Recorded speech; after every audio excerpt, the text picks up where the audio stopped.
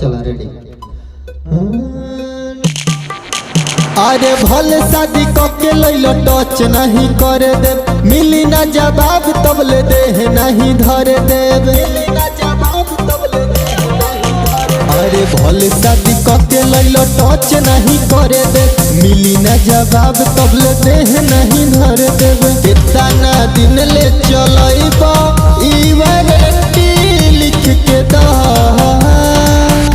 कमर डैमेज नहीं करबई गारंटी लिख के दा, कमर डैमेज नहीं करबई गारंटी लिख के दे।